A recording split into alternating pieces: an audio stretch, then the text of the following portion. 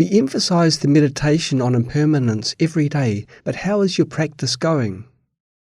A layperson came across Guru Yiming's A Brief Treatise on Seeing the Nature of the Mind and felt a strong resonance with it, praising the teaching as excellent.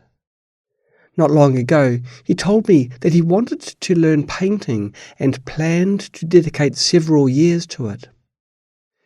Back then, he hadn't aroused renunciation. Later, I helped him let go of this attachment, and he finally moved a step forward. He has some roots of a virtue, but right now he is interested in advanced teachings.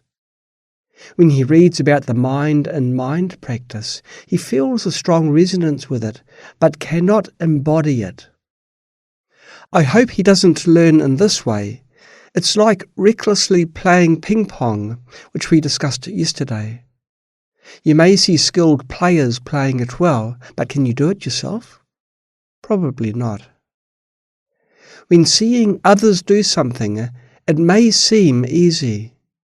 Similarly, when reading the teachings of great masters, they may appear easy to understand, but hard to put into practice.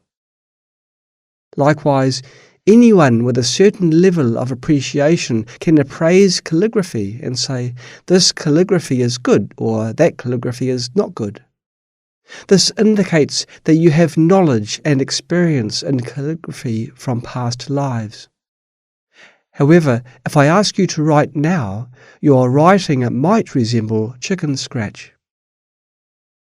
The Buddha said, to meditate persistently on impermanence is to make offerings to the Buddhas. To meditate persistently on impermanence is to be rescued from suffering by the Buddhas. To meditate persistently on impermanence is to be guided by the Buddhas. To meditate persistently on impermanence is to be blessed by the Buddhas. Among all footprints, the footprint of an elephant is supreme.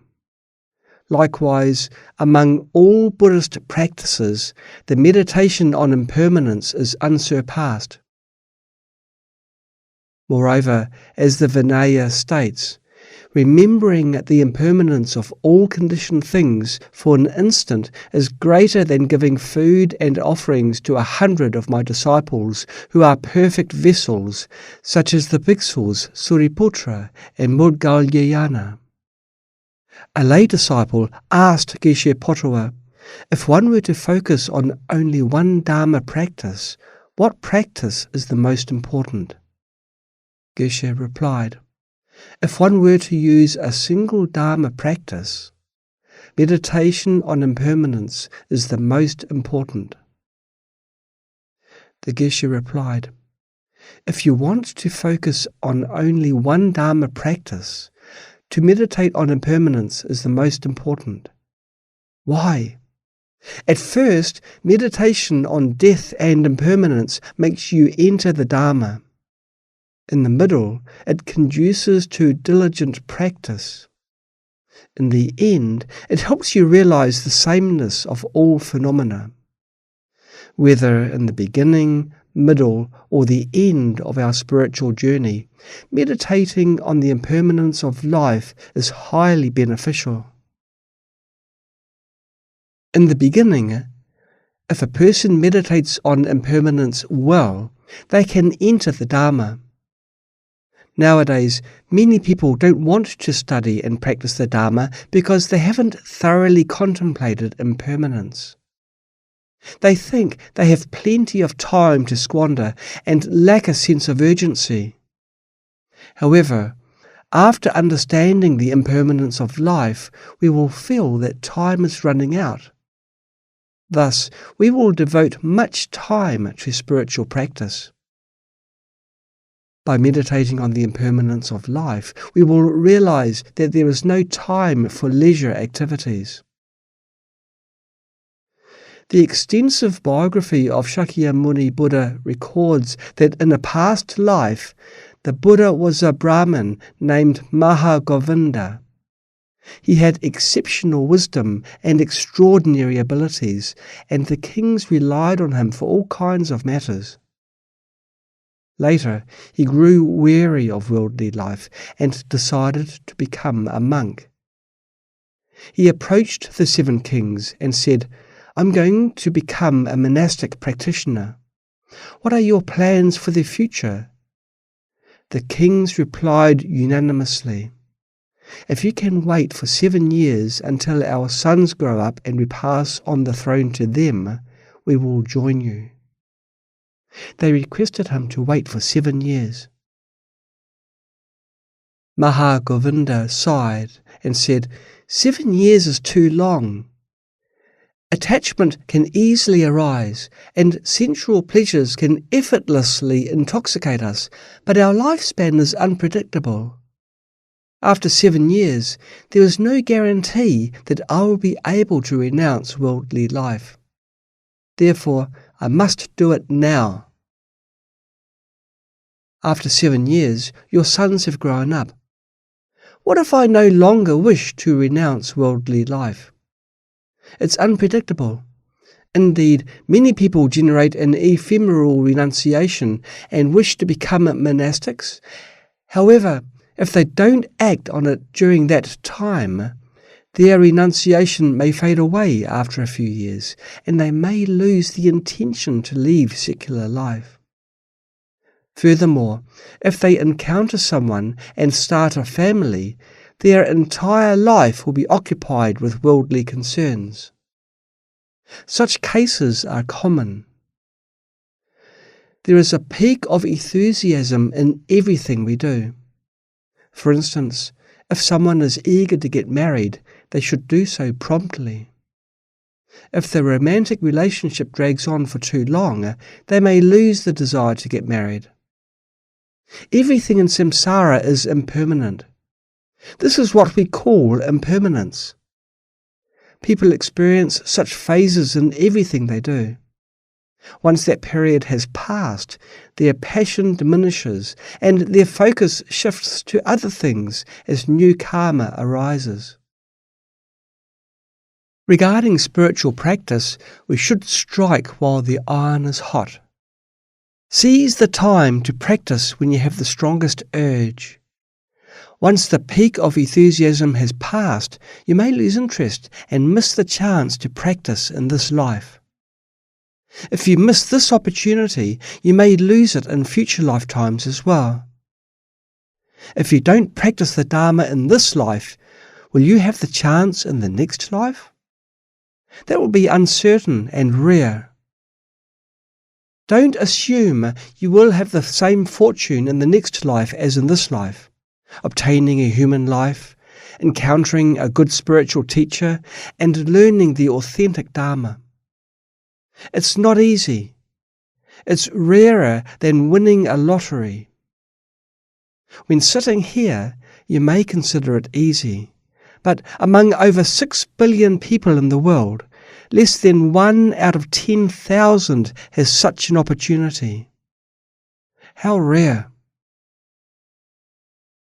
Seeing that the teacher did not agree, they negotiated from 6 years down to 5 years, 4 years, 7 months, 7 days. However, Mahagovinda still did not agree. Therefore, once you have decided to do a virtuous deed, you'd better not delay. Otherwise, you may encounter obstacles. In particular, if you wish to become a monastic, you'd better not share your plan. Once you share it, you may encounter obstacles, making it hard to renounce worldly life. Don't reveal your plans for virtuous deeds in advance. You can talk about them after you have successfully done them. Why? Because good things can easily arouse jealousy in other sentient beings, including humans, spirits, and many others. Virtuous activities often come with obstacles. Once you share your plans, many people may harbour negative thoughts and not wish you to succeed. Driven by these thoughts, they will create obstacles for you and trigger spirits to hinder your path. That is why we need Dharma protectors when carrying out the mission of Buddhas and Bodhisattvas. Dharma protectors are the foundation of Dharma activities. The role of Dharma protectors is significant. Without them, how can you help sentient beings when surrounded by numerous spirits and demons? They may try to harm you before you can even begin. Ghosts have psychic powers and various means that humans cannot match. They are in the dark while you are in the light. Therefore, Dharma protectors are indispensable. To guide sentient beings, we must have virtues. Otherwise, who will support you? When a Dharma protector perceives unwholesome thoughts in your mind, they will leave. How can they guard your work? Therefore, to benefit sentient beings, we must first cultivate virtues. With virtues, Dharma protectors will guard you. Thus, you can truly propagate the Dharma and benefit beings. Hence, if you cannot spread the Dharma and benefit beings, the main reason is you lack virtues. Even dragons and tigers submit to those with high spiritual attainments. Even ghosts and devas admire those with virtues. If you are virtuous, ghosts and devas will respect and admire you, and Dharma protectors will guard you. However, your virtues must be genuine, not superficial. Ghosts and devas can see your true intentions. Of course, ghosts and devas cannot read the minds of highly accomplished masters. Hence, they respect them even more. When one's virtues reach a certain level, even the Dharma protectors cannot tell. Even ghosts and devas, using their psychic powers, cannot fathom the spiritual attainments of great Chan masters. In the middle, thorough meditation on impermanence can motivate one to practice diligently. Whether one wishes to cultivate compassion, bodhicitta, take refuge in the three jewels, or develop meditative concentration, they will do so immediately, without delay. Those who cultivate a good sense of impermanence are efficient and swift in whatever they do.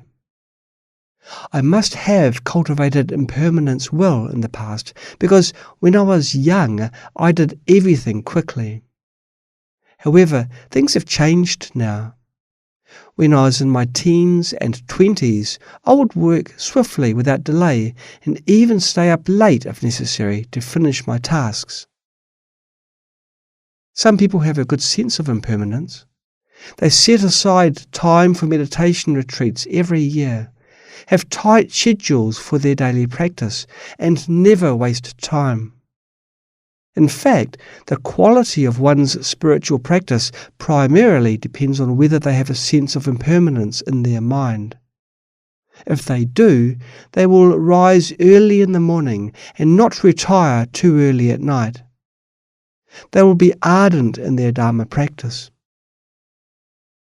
In the end, after meditating on impermanence, one will first enter the Dharma sincerely, practice diligently in the middle, and ultimately have no difficulty realizing the true nature of reality. Therefore, look at the great masters of the past. They did not attain enlightenment by chance. They put in effort. Throughout history, all the great masters followed this path.